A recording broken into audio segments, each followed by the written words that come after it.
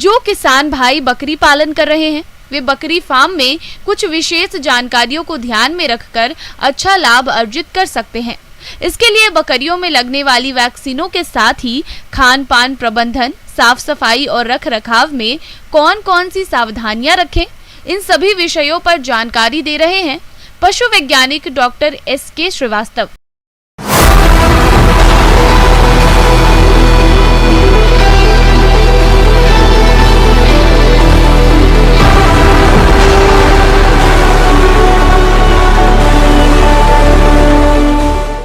आज हम चर्चा करेंगे बकरी पालन पर, खासतौर से इस बदलते मौसम में जब आने वाले समय में ग्रीष्म ऋतु आ रही है तो हम अपनी बकरियों का कैसे लालन पालन करें, उनकी आहार व्यवस्था कैसे करें, उनके खान पीने की व्यवस्था कैसे रखें, इसके बारे में हम चर्चा करेंगे।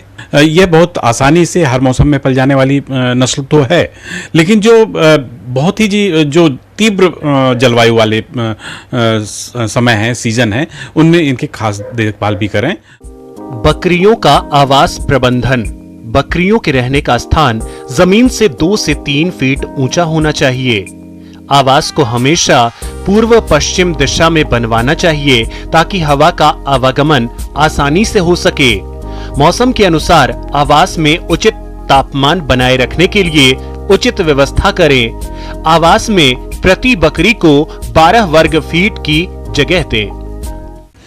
जो छत है वो थैच रूप हो, जैसे ए शेप में, बीच में ऊंचाई और साइड में थोड़ा सा नीचाई लिए हुए हो। पर्याप्त जगह हो, ओवर स्टॉकिंग ना हो, एक ही जगह एक ही बाड़े में बहुत ज़्यादा पशु ना रखे जाएं, और साथ में उनमें क्रॉस वेंटिलेशन भी बहुत ही अच्छी तरह से होना चाहिए।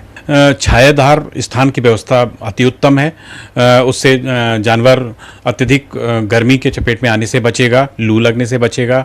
मल मूत्र का निष्कासन बहुत ही व्यवस्थित होना चाहिए ताकि उसमें अमोनिया कलेक्शन ना हो, हवादार घर हो, साफ हो और गंध रहित हो, उसमें बदबू इकट्ठी ना हो, कीट पतंगे ना पनपें, और टिक्स का ट्रीटमेंट भी समय समय पर करते रहें, तो इनसे हम किसी भी विपरीत परिस्थिति के लिए हम तैयार हो सकते हैं। बकरियों की अच्छी वृद्धि और विकास हो, इसके लिए खान पान का उचित प्रबंधन करना चाहिए। बकरियों के लिए हरा चारा, गेहूं का भूसा, यदि संभव हो तो चना, अरहर और मसूर की दाल का भूसा को भी खिलाया जा सकता है। इसके अलावा कटहल, नीम, पीपल और पाकड़ की पत्तियों को भी हरे चारे के रूप में बकरियों को दिया जा सकता है। बकरियां मूल रूप से ऐसी प्रजाति है, ऐसा जानवर है जो कि सब तरह के वातावरण में और सब तरह की परिस्थितियों में यह अनुकूल बैठ जाता है। यह मुख्य रूप से झाड़ीदार पत्ते खाने पर, खासतौर से पैर ऊपर करके चढ़ के उनको तोड़ के मुंह के द्वारा खाती हैं। ये अगर हम सूखा चारा, भूसा, घास, इन सबको अगर पेड़ पौधों की पत्तियों या फलीदार दाने वाले जो हरी घास है उनके साथ 1 और 1 के अनुपात में दे दें तो ये इस विशेष पशु के लिए, बकरी के लिए रुचिकर भी होता है और साथ में उसके लिए बैलेंस डाइट का काम करता है। बकरियों के अच्छे विकास के लिए संतुलित आहार देना चाहिए। किसान अपने स्तर पर बकरियों को दाना या बाट बनाकर खिलाते हैं तो आहार पर खर्च कम आएगा।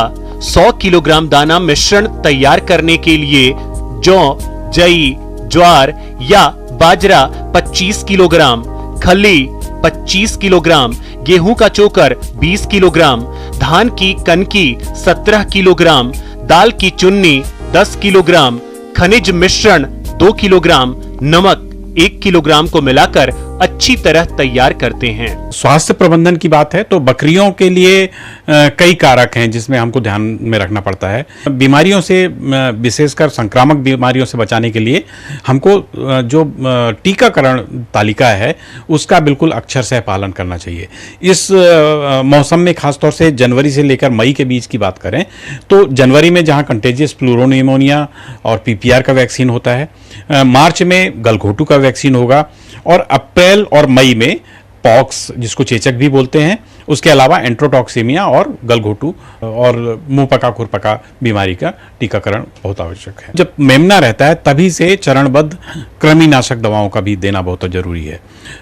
जब शुरू में 15 दिन का जब मेमना हो जाता है तभी उसको पाइपराजिन लिक्विड से कृमिनाश किया जा सकता है।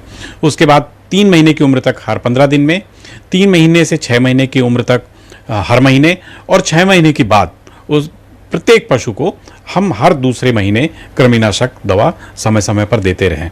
साथ ही अगर किसी भी पशु में बीमारी दिखती है तो उसका यथोचित बिल्कुल समय पर उपचार शुरू कर दें ताकि उसके ठीक होने की संभावना हो जाए और साथ में वह नुकसान से भी बच पाए।